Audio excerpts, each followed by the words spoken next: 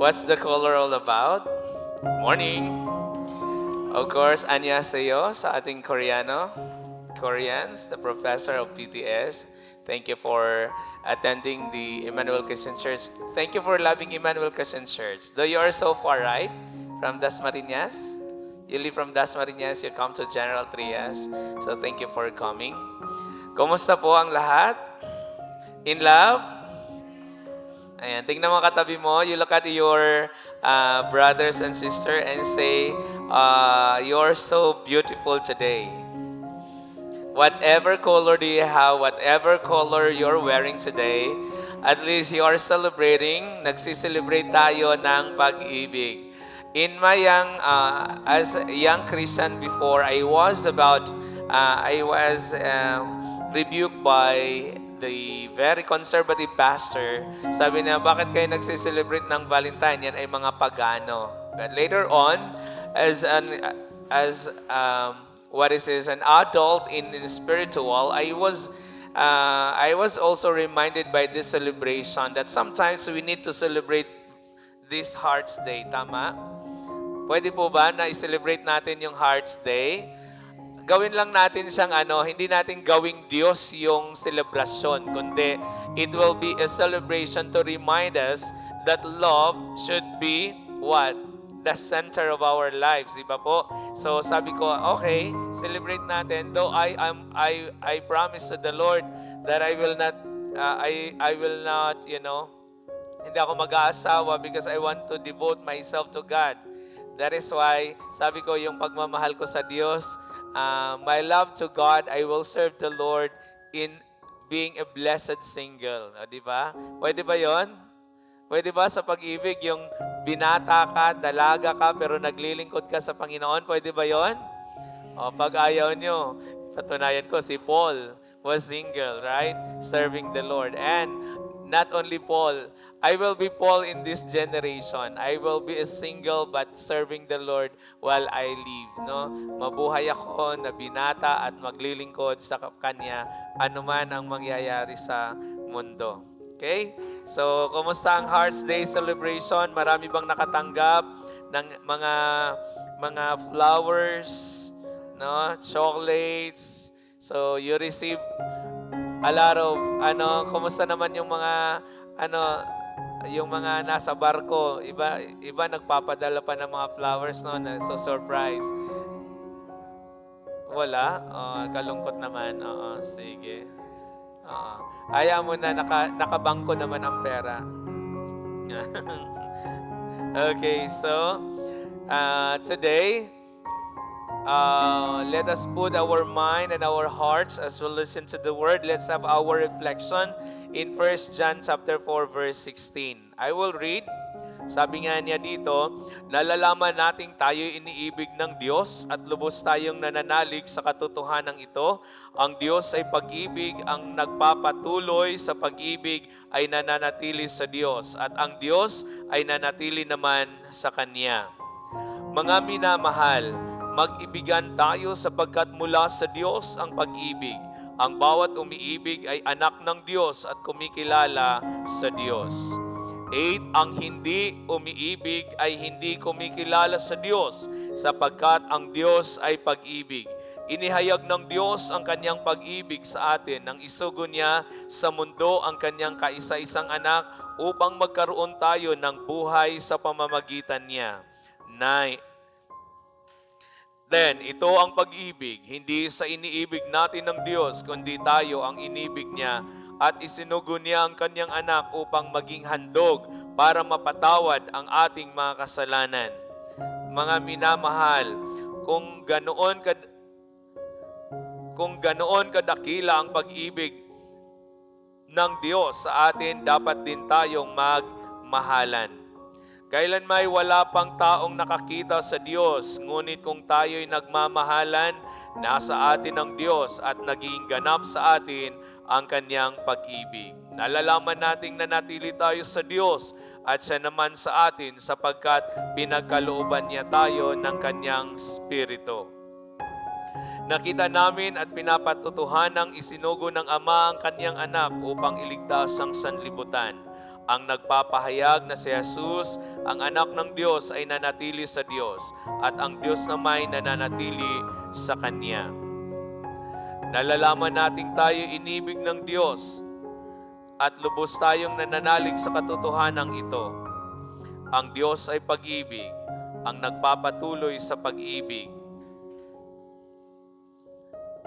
ay nanatili sa Diyos at ang Diyos ay nanatili naman sa Kanya. Ang pag-ibig ay nagiging ganap sa atin, kaya't panatag ang ating kalooban para sa araw ng paghuhukom, sapagkat tayo'y tulad ni Kristo, kahit nasa daigdig pang ito. Walang kasamang takot ang pag-ibig at pinapawi na ganap na pag-ibig ang anumang takot.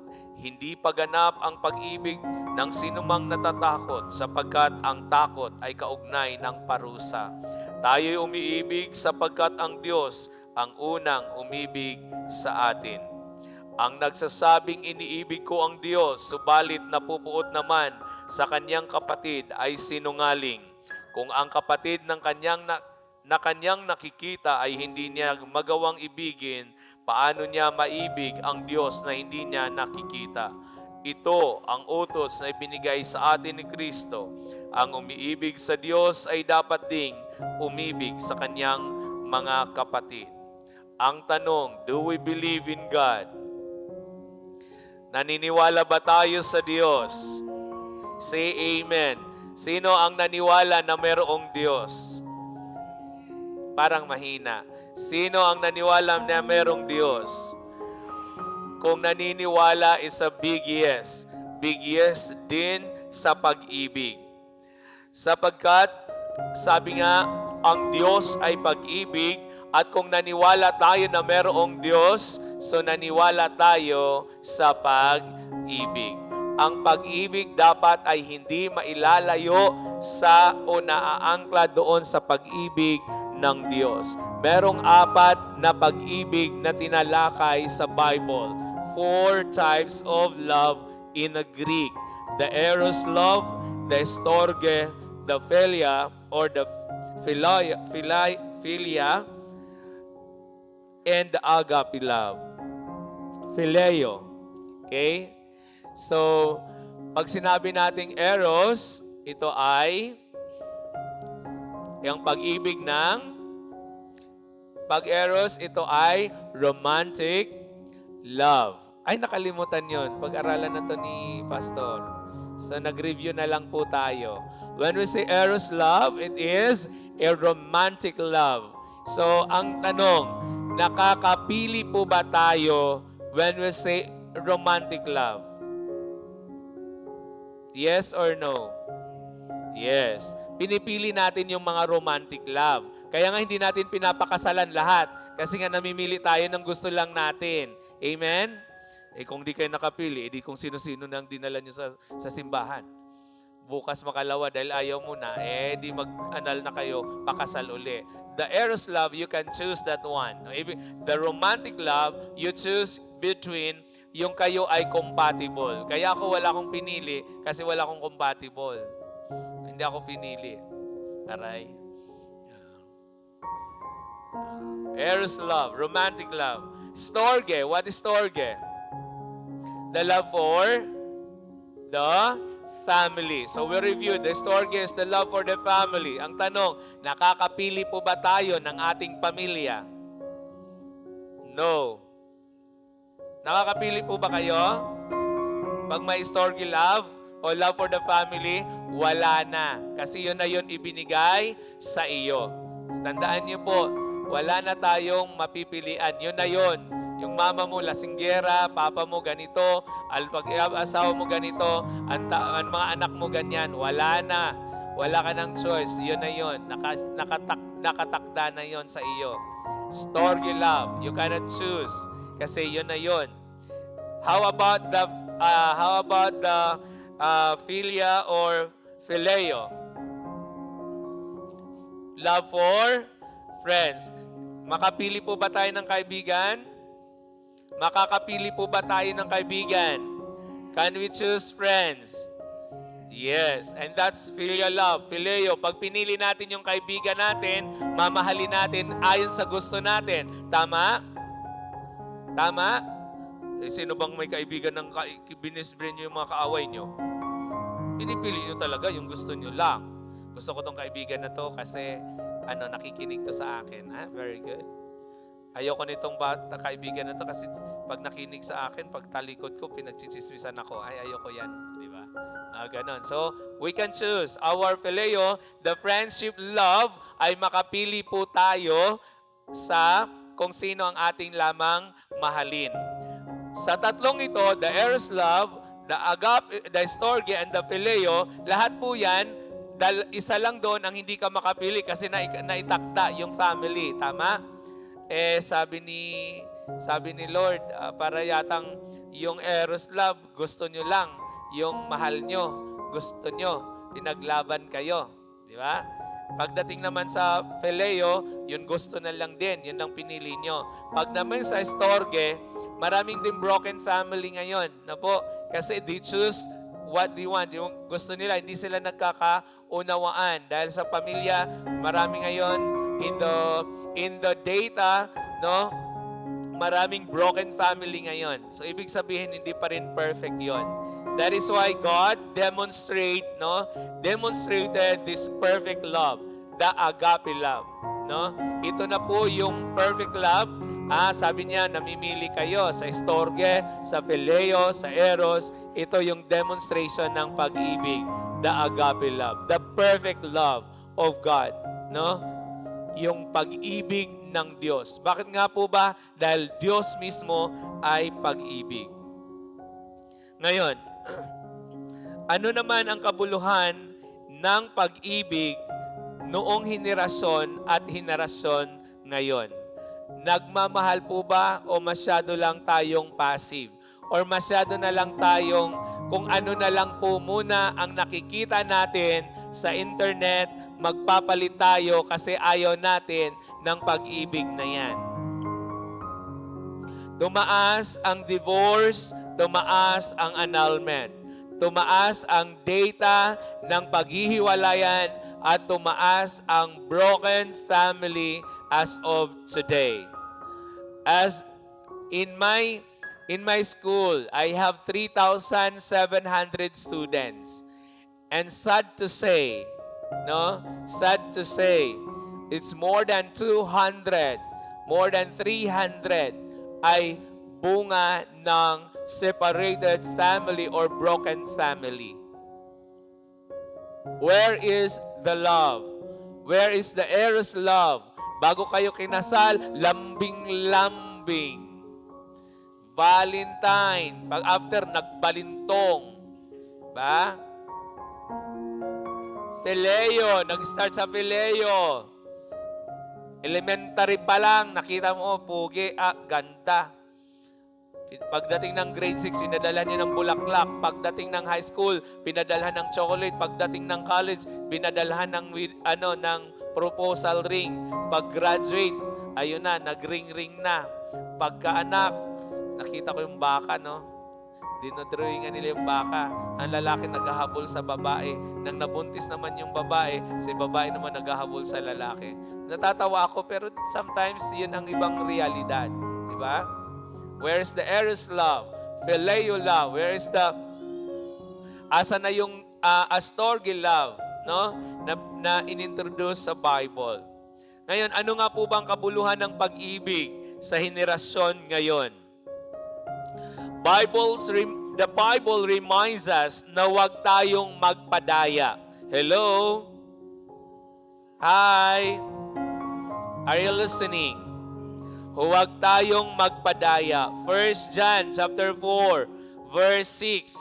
Sabi nga niya, basahin ko sa 1, sabi niya, dear friends, sabi niya 4, you dear children are from God and have overcome them, because the one who is in you is greater than the one who is in the world. Huwag tayong magpadaya. They are from the world and therefore speak from the viewpoint of the world, and the world listens to them. We are from God, and whoever knows God listens to us. But whoever is not from God does not listen to us. This is how we recognize the spirit of the truth and the spirit of falsehood. Mga kapatid, Pag sinasabi ng mundong ito na pag ayaw mo na, hiwalayan mo na, think twice, think 7 times. Dahil bago kayo kinasal, bago kayo nagpapakasal, tinitingnan nyo muna at dapat makita ninyo ang kahulugan ng pagpapakasal. Hindi yung pag-ayaw mo na isang laruan, pag-ayaw mo na ay iiwan. Hindi ganon. Sa mga kabataan ngayon, huwag tayong magpapadaya. Sabi niya, dear friends, do not believe every spirit. Huwag kayong maniwala, do not believe in every spirit. Sabi niya, but test the spirits to see whether they are from God. Because many false prophets have gone out in the world. May mga espiritu dito sa mundo na hindi tunay na espiritu that will teach you to divide, to destroy the love of God. Kaya pa akala ninyo when you read in the social media, when you read a lot of information in the social media, akala niyo tama na yun. No. Tingnan niyo muna. Unang test, sabi ni John, para malaman mo na totoo, sabi mo, this is how you can recognize the Spirit of God. Every spirit that acknowledges that Jesus Christ has come in the flesh is from God. Tanungin mo, kung yung idea na yan ay naniwala siya kay Kristo, na si Kristo ay nagmula sa Diyos at naging tao. Kung ang sagot ay oo, tama ang spirit na yan. When someone is giving you an advice, when someone is giving you the advice about love, about matrimony, about your relationship, you ask first if this advice is coming from the Lord. And how are you going to see that is coming from the Lord? You ask this first question. Ano yung tanong? You ask, if that advice, if he or she believes in Jesus Christ, that Jesus Christ came from God the Father and became flesh. Yun ang tanong. And if they believe in that, kung naniwala sila na si Kristo ay naging tao at namatay at nabuhay muli at bumalik. And that spirit is the same spirit that is in the Bible. Kaya hindi lahat tinatanggap natin ang mga advice. Kaya I'm praying that marami pang mga guidance counselor, licensed psychologists to become a Christian para magbigay sila ng mga counseling like a godly counseling, Christ-centered counseling. No po? Dahil ang pag-ibig ay hindi katulad ng isang laruan. Pag ayaw mo na, iyong iiwanan. Ano yung kanta ni Imelda Papin? Imelda Papin yan? Ako'y hindi isang laruan na kung ayaw mo na, ay iyong iwanan. O, diba? Panahon pa namin yon, sabi ng mga bata, oh my God. It's 1970s and 1960s. 1980 ba yon? Hindi panahon. Sorry. Hindi kayo nakarelate. Ako lang? Okay, sorry. Kaya sabi niya, if you believe in God, you believe in love.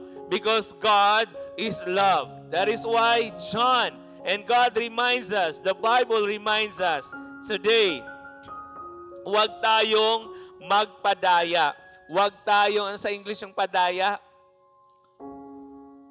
Huwag tayo, do not be deceived of the promise of this world.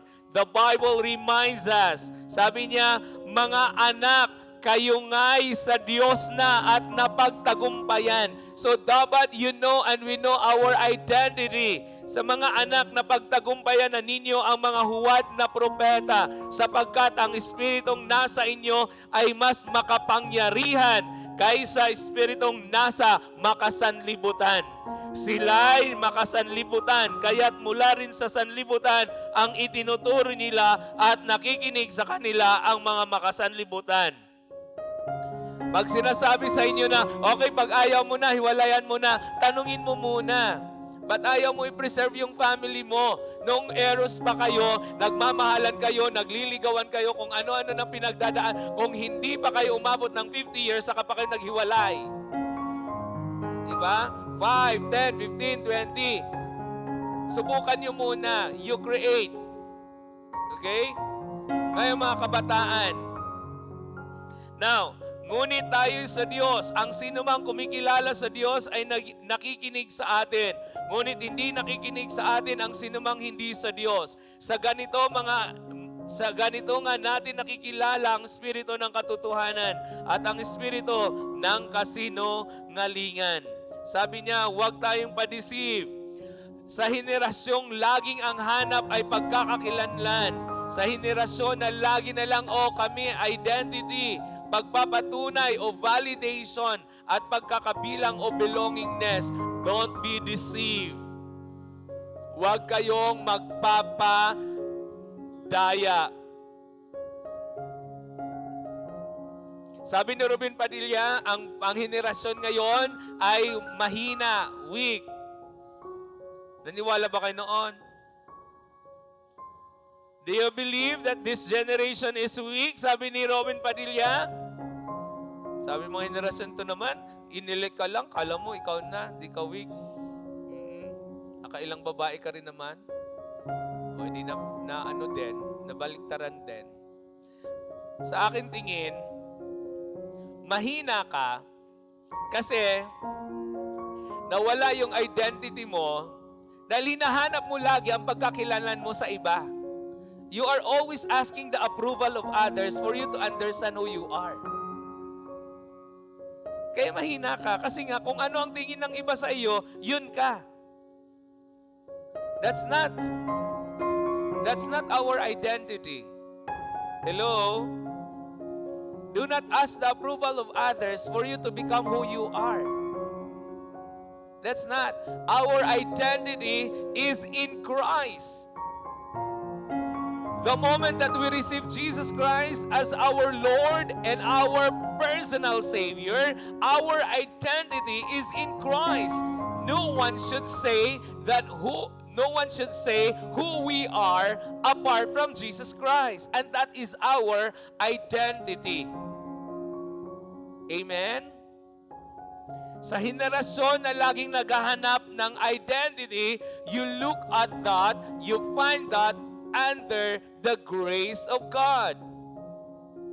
Pagkakakilanlan, validation.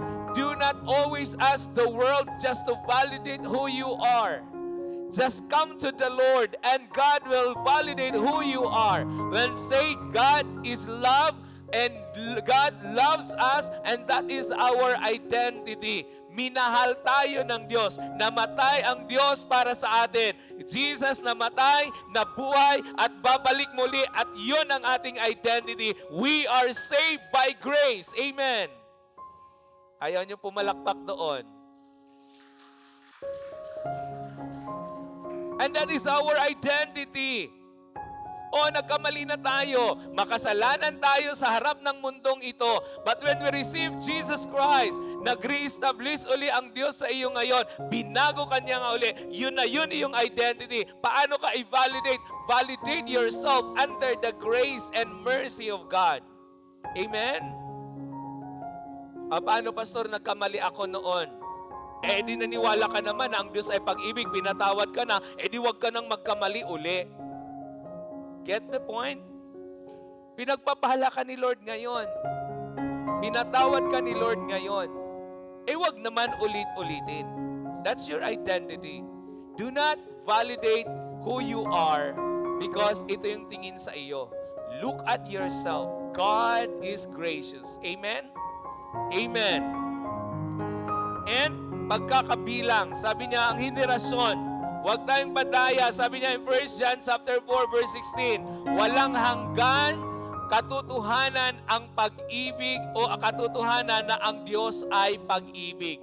Pas, nagkamali na ako. Pas, may kasalanan kami. Anak, kaya nga ang Diyos ay pumunta dahil sa makasalanan. Bakit nga po ba pumunta si Jesus dito? Para sa mga perfect? No, it's not. Para sa ating lahat na makasalanan. Ito yung walang hanggang katotohanan na ang Diyos ay pag-ibig.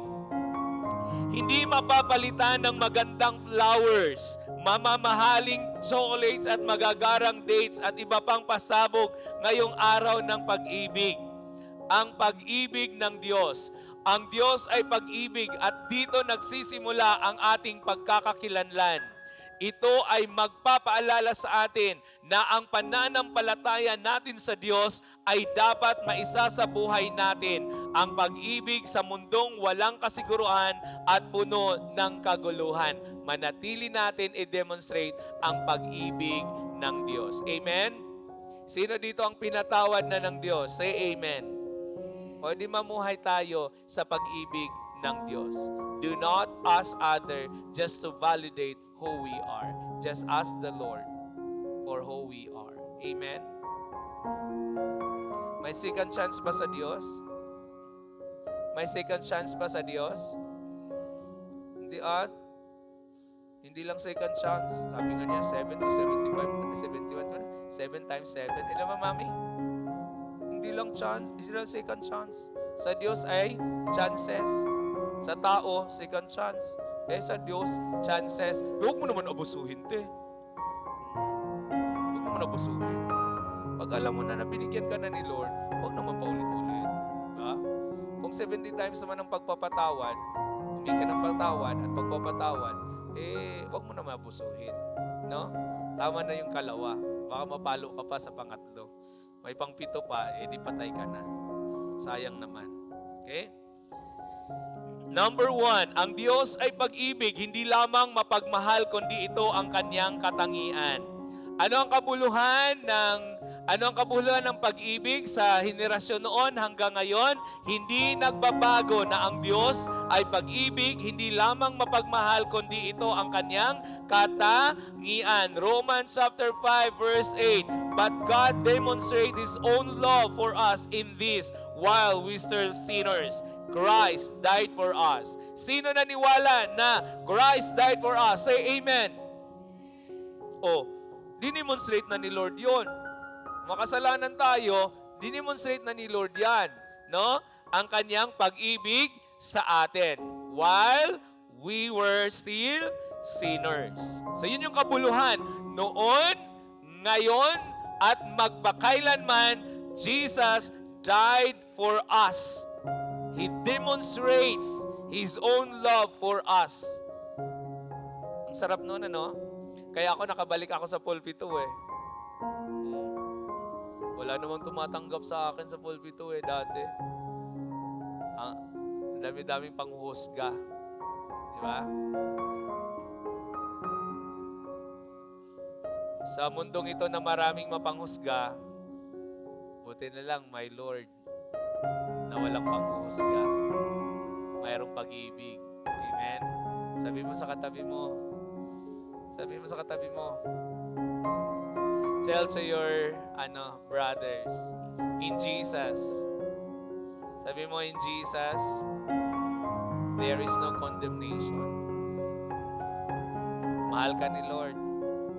Kasalanan mo noon lang yon. At sabi niya, di na yan, Elder? Balik-balikan. Sa kultura natin, ang pag-ibig ay laging conditional. Yan ba yung kultura ng mundo? Conditional? Ano po? Sa kultura natin, in our culture, na ang pag-ibig ay laging may condition, temporary and transactional, ngunit ang pag-ibig ng Diyos ay dakila, tapat, at walang kapantay. Hello, young generation, you are not weak. Hindi kayo mahina. Pag ang foundation ninyo ay si Kristo, hindi kayo mahina. Huwag kayong maniwala na mahina kayo. Marami lang talagang abusado. Yung henerasyon naman nila, yun naman mga rapist Pag makapaghusga ng henerasyon, mahinang henerasyon. Pwede ba ang henerasyon ngayon biktima lamang? Pwede ba? Biktima lamang ni Satanas? Kasi hindi nga nagbabasa ng Bible. Hindi rin naman kasi nagsisimba. Yung mga 2,000 estudyante ko nandoon sa mall, ay nasa Vista Mall ngayon. nanonood ng Pag-ibig, Diyos mio. Talagang, di ba? Na ganon. Sino naman ang nag-design yun?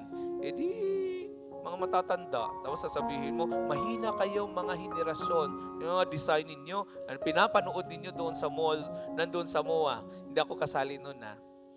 Pero mamaya mag-supervise ako. Wala, kailangan mo sa sistema. Ang bilis natin mapanghusga, di ba? Sabi mo, mahina ang henerasyon na yon. Pero sino ang nag-design ng programang yon? Di kayo ding henerasyon na yan. Pag nakaturo-turo kayo, sinisisi niyo henerasyon na yun. Pero hindi niyo. Kaya nga sabi ng Proverbs, paluin niyo ang anak niyo. Di ba sabi ng Proverbs? Paluin niyo yung mga anak niyo dahil ang pagpapalo, pagmamahal yan para matuwid sila. Huwag naman yung abusuhin ng pagpalo. Paluin lang naman kasi nagkamali. Just check. Hindi yung abuso yon.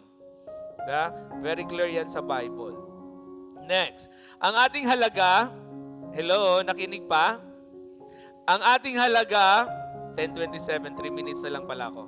Ang ating halaga ay hindi nakabase sa gusto, sa tagumpay o sa approval ng iba, kundi sa pamagitan ng pagmamahal ng Diyos sa atin. Amen? Number 2, ang mamuhay na may pag-ibig ay pamumuhay na may Diyos. Everybody, pakibasa nga po. Ang mamuhay ay pamumuhay na may Diyos. By this, everyone will know that you are my disciples if you love one another. Who are the believers of Christ? Say amen. So then, if you want to be His disciple, you have to love one another. John 13:35. Ito ang kaibahan nating mga Kristiyano. Tinatawag tayong Kristiyano kung nagmamahal tayo. Ito ay lifestyle. Sabihin nyo, lifestyle. Ang pagmamahalan. Wag nyo nang Kaya ang aking pamangkin, magpapakasal na. Hindi ko na na yan. Tapos na yan eh. Nagmahal ka, magpakasal ka na. Sabi niya. Tapos sabi niya, surprise tito. Walang surprise. Papakasal na siya. Aileen, hindi pa muna. Aral muna. Lifestyle. Buhay na natin ang piliin ang pag-ibig kaysa galit. Amen? Hello? Sabihin nga natin, buhay na natin ang piliin ang pag-ibig kaysa galit.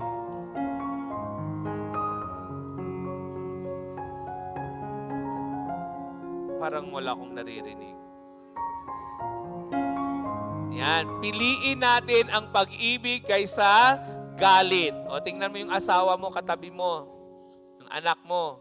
Sabihin mo, pag-ibig mahal. Pag-ibig, hindi yung galit, mahal. Okay? Pagpapakumbaba kaysa pagmamataas. Everyone? Pagpapakumbaba kaysa pagmamataas. We choose love over, anong galit? Hatred. We choose humility over pride. And pagpapatawad kaysa paghihigante. Sige nga, forgiveness over revenge.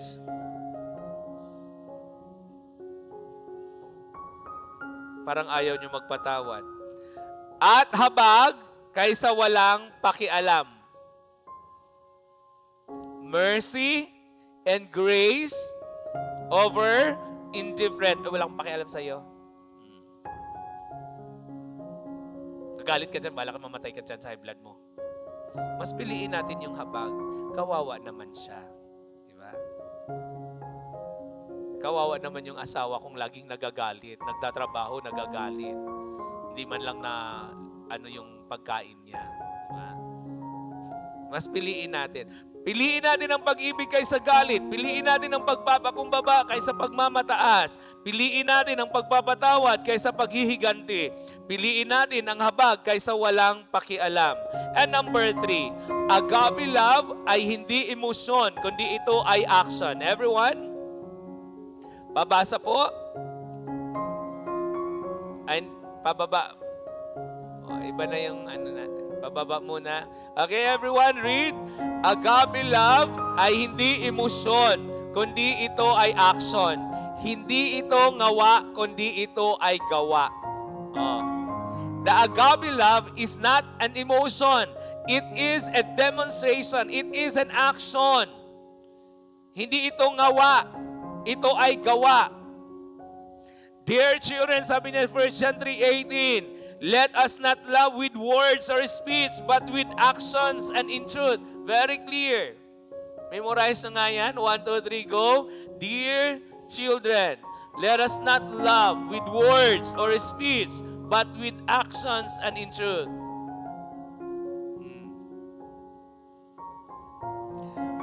Pag nagkasala na yung kapatiran natin, wag na natin i-condemn. Kausapin na lang natin, nakinig at manalangin. Wag na natin awayin pa. Nagkasala na nga, inaaway mo pa. Kaya let's talk. Sabi na, let's talk. A table talk of the sinners. Di ba? Parang table talk of the sinners, pero forgiven. Ganun lagi. Amen? Hindi yung tayo-tayo na nga yung pinapatawad, tayo-tayo din nag-aaway-away. Sa mundong mabilis magsalita kaysa gawa, ang Diyos ay tinatawag tayo sa pag-ibig na may gawang, may kabutihan, may hustisya, habag at awa, lalo na sa mga taong pinagkakaitan nito. And last thing, ang pag-ibig ay nagbibigay ng pag-asa at seguridad. Pabasa nga po, sabay-sabay tayo. Ang pag-ibig ay nagbibigay ng pag-asa at seguridad. There is no fear in love, but perfect love drives out fear. Wala nang takot. Pumasok kayo sa simbahan. Come into the church. You are all welcome. Invite those people who are sinners in front of these people. Invite to Emmanuel Christian Church, because in Emmanuel Christian Church, no condemnation. Walang takot, no fear, because we are believing in God. God is love, and perfect love drives out fear. Huwag ka nang matakot na i-condemn. Hello? Ngitian mo naman yan. Hindi yung natatakot pagpasok kasi akala nila ay pag-uusapan yung buhay mo. Ako kasi pag pinag-uusapan yung buhay ko, wala kang, okay lang. Wala kang pag-usapan. So, sirain mo, siraan na. Lagi lang nakadepende sa biyaya ng Diyos. May pag-asa, may seguridad. No? Go out to the streets. Pumunta kayo dun sa kapitbahay nyo. Pag nakita nyo yung kapitbahay nyo, nagsisigawan dyan, yung kapitbahay, your neighbors, no, nag-aaway, speak the love of God. No? Huwag silang matakot pag pumunta sa simbahan. Huwag silang matakot kung nakita nyo nag-inuman doon, mamaya nagsimba, tapos nag-inuman, nagsugal, huwag nyo nang hayaan nyo na. Hayaan nyo ang Diyos ang magbago sa kanila. Amen? Dahil pag nagsimula pa sa inyo, pinagsisisan nyo lang at ma-misinterpret pa kayo. Sasabihin nyo, ano yung church nyo? Perfect. Hindi ko naman sinasabing itolerate nyo. Sinasabi ko lang naman, invite nyo. Hayaan nyo ang Diyos ang magbago. Amen? Doon lang naman ang utos ni Lord. Anong utos ni Lord? Matthew, go and make disciples. Sabi man ni Lord, go and change them. Mami, so hindi naman Di ba, Mami? Preach the word. And God will enable them to change. Wala naman tayong kakayanan. Tayo nga. Hirap pang magbago eh.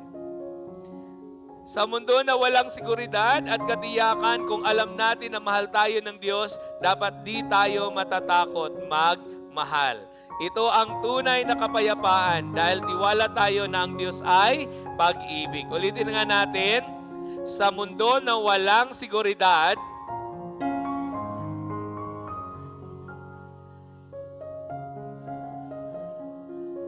sino dito ang mahal ng Diyos? Say amen. O di, wag kayong matakot magmahal.